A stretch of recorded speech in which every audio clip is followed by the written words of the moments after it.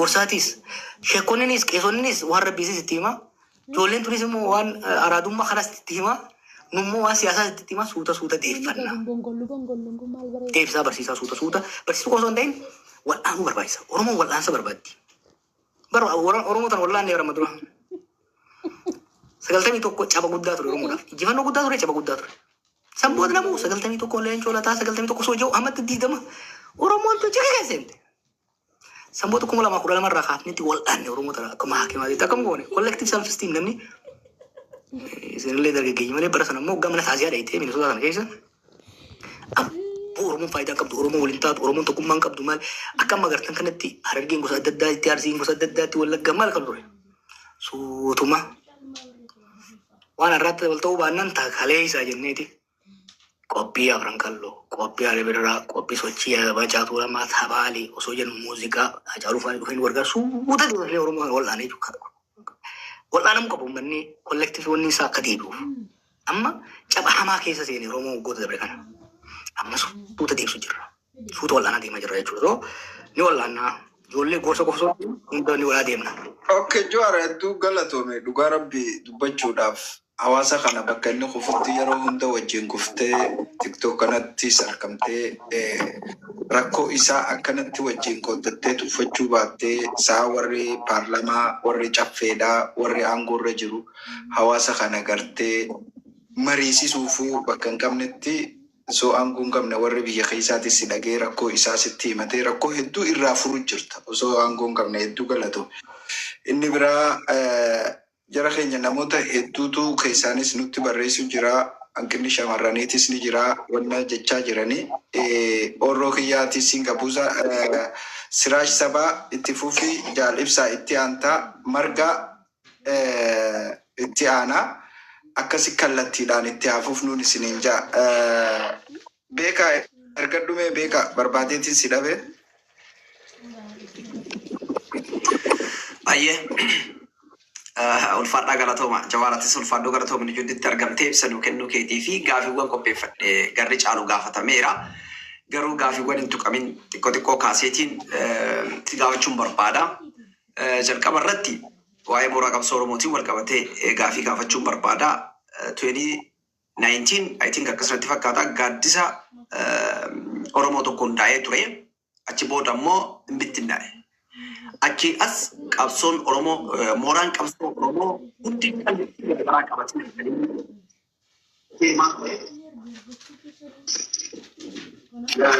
dhaaboleen siyaasaa hundinuyyuu kallattii garaagaraatiin yookaan ammoo ilaalcha garaagaraatiin kan isaan deemaa jiranii kun Oromoo akka inni walitti daandii tokko qabatee yookaan ammoo galma isaa akka hin geenye taasisuu mooraan Oromoo maaliif itti tuuti? Abaawonis, Kafaawonis, Waboonis, Kabraatis kan inni qabsaa'uuf Oromoo bilisa baasuuf qabsaa'aa jira. Garuu ammoo kallattii garaagaraatiin kan isaan imalani. Maaliif itituu didee mooraan qabsoo Oromoo maaliif kallattii tokko baachuu didee kan jedhudha. Waa'ee marii waraabnisummaa Oromoo kaasteertaa irraan deebi'u gaafiin biraan kan kaasuu barbaade Oromiyaa keessa Reuters 24 Februaarii keessa gabaasa tokko baasee ture.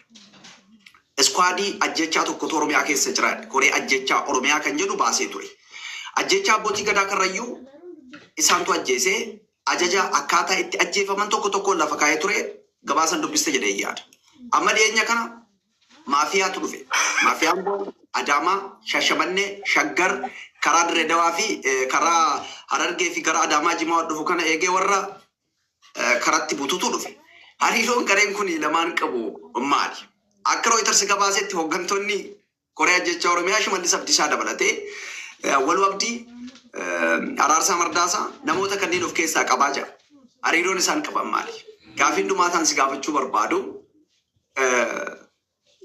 dhimma Wallaggaatii fi godinaalee naannoo Amaaraatiin wal daangessanidha. Naannoo kana keessatti azaaba uummanni arge azaaba gosa lamaati arge. Tokko waraana mootummaa fi waraana bilisummaa Oromoo jidduutti waraana geggeeffamu.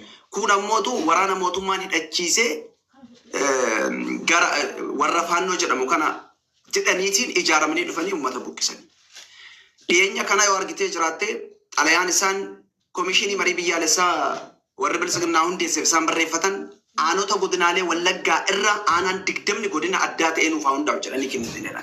Aanota kanneen keessaa uummata guutumatti akka jechuun danda'amuun buqqisanii jiran. Dhimma kanarratti ejjennoon ati qabdu maali? Furmaanni ati keettu maali?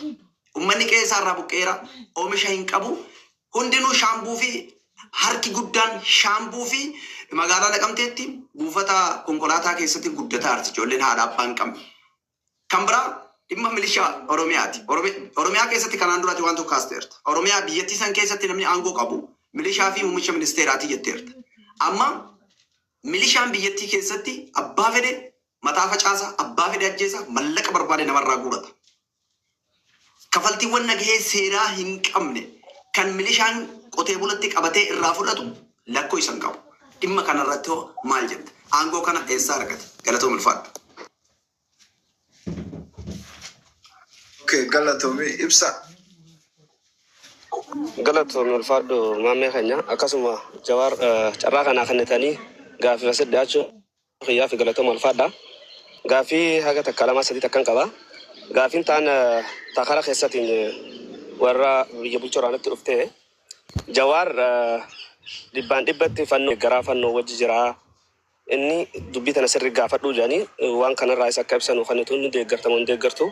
Inni itti aanu immoo kun gaaffii mataa kiyyanatti ta'e haalli yeroo hunda bulchiinsa sirna Itoophiyaa kana keessatti magaalaan naannoo Oromiyaa malee federaalliin jiru. Waan kun akkami federaala Itoophiyaa kana keessatti federaala ta'uun naannoo Oromiyaa keessa qofattiin tun ija siyaasaa tamiin laaltaa ati jechuun barbaada. Inni itti aanu immoo waa'ee ijoollee bosona jirtu sanaan wal qabatee ijoollee tana hagam takka deeggarta. Komii irraa qabdamoo deeggarta. Ammas ijoollee tana keessatti waa lamaatu ta'aa jira. Ijoolleen tun hoggaa ganda tokko qabatte ganda qabatte saniin haadhotii teenyan ililchaa jettiin. Ganda san keessa guyyaa san oolti malee guyyaa lammaffaa karaa caakkaddeeti. Mootummaan ganama siittuu ililchee haadha teenya tana ajjeesa. Waan kana hoo akkamiin laalta? Gaaffiin tiyya tana sadeeni carraa walii kalinee wal jalaa osoo buunee bareedaa jechuu barbaada. Galatoomii ulfaadhu jawwee. Ayyee galatooma I think adeebisu na fakkaata. Margaan ni bu'e. Okay, deebisi bakka. Sadeen bakka deebifte jee yaade. Dura waa'ee gaaddisa wal qabatee fi mooraa qabsoo ni ibsa. Ce'umsi waan karaa qaba. We're moving from liberation movement. Waggaa shantamaaf sochii liberationiiti. Gita gita warra biraa irratti godhaa turre. Amma we're moving to democratization. Mirga walootiin qabsaa turre duri. Amma mirga walootis jabeeffachaa mirga nama dhuunfaa. Gaaffii nama isin kaasaa jirtan bar gaaffii nama reemu jimaadhaan wal qabatee saamichi gibiraa adda addaa kun wal qabatee kan diinagdee wal qabatu kun namoonni Oromtichi fi Oromtitti akka dhuunfaatti dur Oromoon waliigalaatti qabsaa turre. Amma Oromtichi akka mataatti mirgi isaa eegamuu qabaa wajjin irratti kan socho'aa jirru. Mooraa eessisaa deema. Akkuma reefsu hin jee ijaarame xiqqaa jira lakkoo isaan. Wal wannaan ni jira. Amma immoo amma reefu filannoodhaan isa nagaasee nagaafatee ture kaaba. Filannoon kunis maal godhaa? Kiliir godha amma. Babargaanfataa ture namoonni adda addaa jarmanii adda addaa. Walba'ee uummata shishin godhaa ture. 2019 irraa kaasee wanni kun 2018 irraa eegalee kadhaabate 2019 irraa hanga 2020tti sirna suurratti sirna kan tusiifnee fi qabama yeroo turuuf itti barsiisuu qabna. Ta'ee qabsoo Oromoo yeroo ta'e kanaa irratti dalagu turan caalatti security dalagu turan caasaa mootummaa keessa ijaaramee beeku. Fakkeenyaaf ajjechawwan godhamu kana hunda poolisii ajajanii ajajan. Poolisii itti fayyadamanii poolisiin wardiyaa isaanii ajaati isaanii dhaqee ajajaa jechuudha. Akka odeeffannoon taane poolisii kanneen nama ajjechisaa turan. Kun adiidamee yoo booda eegal olli Tigraay qabbanaa'ee xiqqoo haara galfatan booda yeroo warra Tigroota tiin lolan san maallaqa mi'eeffatan. Abbootii qabeenyaa jeneraalota Tigraay kana ukkaamsaniituma kareessees kubbaaniyyaa irraa saaman. Tokko bar kubbaaniyyaa isaanii mucaan gabaabaan tokko. Kubbaaniyyaa guutuu fudhate. Akkaawuntii amma maallaqa san barataniiti wal ga'uu diide maallaqni Tigree irraa hatan. Oromoo garagalfatan boo. Oromoo garagalaniiti dura uummata Wallaggaa waan isaan bar uummanni Wallaggaa kuni Oromummaa lagachuu dhabuu isaatiif galateeffachuu qabna. Waan isaan godhamu. Ani hin beekne hangana ani beekta amma dhiifama gaafachuu barbaadu uummata Wallaggaa. I didn't know how bad it was. Loko dalalani. Toga nimma wala katana wan berati. Toga dalalani loko ni bekabra tanan wala katanan. Ambo dabarran qeeraa sii ta'a jechuun burraayyuutti. San booda naggaadee kana wal ga'uuti san booda shawaa keessa gindabarat kana nyaatan ture. Bal'ifatan shawaa kan waliin gahan diriirfatanii amma albuuda Beenshaangulii Gujii maal kana keessa jiran jechuudha. So maafiyaan sun amma yoo si jeeftees biyyaa jecha mootummaa jecha 2019 hanga 2020 mootummaadhaa jecha aangoo jecha si jeeftu turte amma aangoo fi miti. Amma tiyyaan na baasii maallaqa siisaa muudhaaf si jeefti jechuudha. Amma immoo dura shawaa malee amma godina hundarratti caasaa diriirfattee jirti. Ijoolleen wajjin qabsooyite beetanii wanni waraabessi foon namaa gaafa mi'eeffate harreen nyaatu. Kana dhageessanisa? Waraabessi foon namaa mi'eeffannaan foon harreen nyaatu. Ijoolleen amma nu wajjin qabsoo keessa ijoolleen takka jara kana wajjin maallaqa saamuu achirraa nama jeesuu kanatti waan mi'eeffatteef bar ijoollee sabboontotu turte hedduu amma kana keessa seenee jiru. Cinaa gorsuu jirra, cinaa adabu jirra bifa adda addaatiin jechuudha. So bifa kanaan kan deemaa jiru. Dhimma wallaggaa kana namni keenya waddaa. Nam ormatti quba qabu dura maaltu godhame kan jiru. Wallagga keessa Amaarika dur jejjiru jira. Ka gaafa dargii san immoo sababa hongeetiin wala kun dachiinsaa gabbata waan ta'eef yeroo lama namni qubsiifame. Tokko gaafa hongeen 70 keessa ture san wallurraa bakka adda addaatirraa naannoo Amaaraa kana keessa namni dhufee qubsiifame. Lammaffaa immoo zamana Junaaydiin pirezidentii ta'e Harargeerraa namni qubsiifame. Amaaraa kana maal godhan gaafa lolli wayyaanee ka'uu deemu itti erganii fakkataan kun faan laal mana dhugaa namaa waliin dho'isuun wakkachuun barbaachisu waan isaan Amaaraa godhan. Lafarraa duwwan nama. Waa lamaaf godhan tokko marroo ittiin abaaruudhaaf. Lama Amaaraa kana dallansiisaniit maal jedhaniin hidhadhu dho'isatti ifatti warri mootummaa dhaqanii hidhadhaa ofirraa dhoorgaa shanee jedhaniin. Dhiirtii Amaaraa dubartootaaf ijoollee naannoo Amaaraatti baqachiifattee deebitee mootummaa godhee hidhachiisee lola seenan. San booda hoggaa lolli Tigraay dhumee bilisiginnaa fi mooraan siyaasaa Amaaraa walitti gibjettu. Amaarumee hidhachiisan kana Oromoo dhahee jedhanii akka Oromoon mootummaa deeggartuuf. Amma miskiinonni tokko kaleefaa maal jedhan amma makalaakaa humna guddaa jiru. Makalaakayaan humna dhukaasa jallisee ijoolleen irratti meeshaa gurguddaa. Dishqaan ganaa fudhatamaa hidhachiisu jiran. Yaanni isaa maali? Kana jala mul'isanitti hima. Naannoo sanitti akka walqaa'iitiif ta'ee kana godhanii Oromoo fi Amaarri waluma ciraa akka deemu barbaadan. Gaafii amma galchan itti jettu. Gaafii galchuun rakkoo irraan qabu. Gaafii nagaan galchinaan. Jawaar kun morma kanaa ol kiyyaa yoo jee hanga muradheetiin fudhatan jennetti rakkoo hin jiru. Garuu gaafii kaasuu miti amma jiru.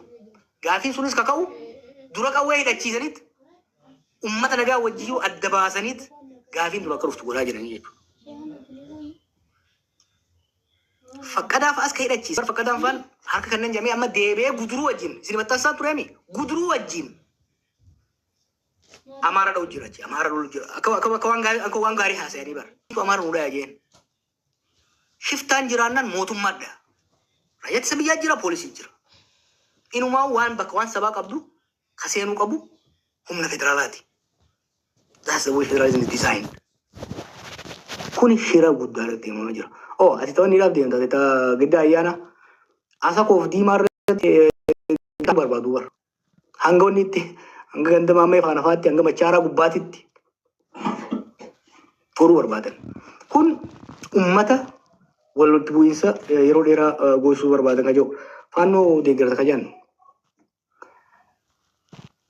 Ani nama qawwee wal ajjeesu akka dhaabbatu nam qawween akka siyaasa teenya keessa baatuun barbaada. Garuu faannoo fi oolaan they are facts of our political life at this point. Jara faannoo kana asiin ka gahe mootummaadha. Yaadatti ni gaafan baardaar dhaqee dubbise. Marii bal'aan dargaggoojjiin godhe hoogganoo isaanii wajjin godhe deebi'ee gabaasaan deebise. Naashinaalizimiin Amaaraa dhalachuu jira. Naashinaalizimiin kuni Oromoodhaan walitti bu'a. kun biyya diiga saba lamaaniif hin ta'u. Ammumarraa maaneej godhamuu qaba. Obboleen cufa wajjin taanee Oromaadhaan waan sangalaa turreemi. Mariin Oromoo fi Amaaraa qabsoorra godhame sun guddatee rakkoolee seenaatii fi rakkoolee daangaa maal wal qabatan furuu qaba inni. Midhaa fi sankoo. Sankoo fa'aa miti. Gaafa jijjiiramni dhufu jeneraaloota mootummaa sarara fincilan federa Ramadaan jeen. Asaaminoo Saggeefaa, Tafarraa Maammoo, jeneraal Kamaal Galchuu, jeneraal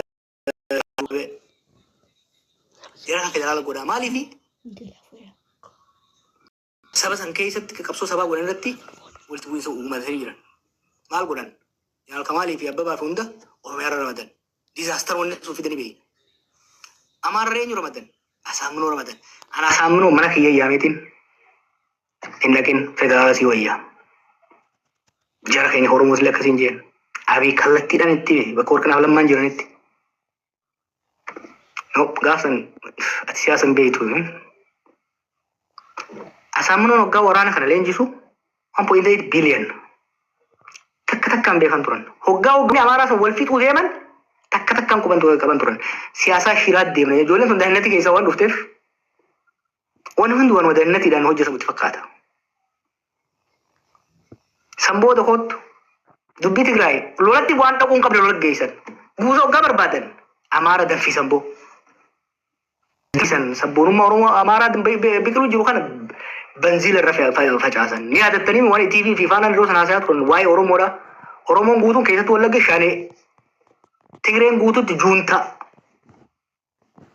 Sirna federaalizimii diinee sabboonummaa dhabama goonee sirna mallakitti isin deebifne janiin. Reactionary nationalism samii dhaqee. Gaafa kaan waggaa Ameerikaan gamaa dubbiin dhuftee micciiramanii Tigraay wajji araara seenan. Warra kalee akkasitti danfisan. Aguma qabbanaa'ullee dheeyne. Fireechallee ittiin garsiifne waggaa kurbaadhaan. Taphni akkasiin jiru siyaasa keessa. Bakka ijoollee Amaaraa kana ibbuusu alaala. Danfisanii waan silaa yaaduu hin dandeenye waadaa galanii fi lola san keessa qoraan isaan godhanii. Lola Tigraay asii wanni irraa deebite kana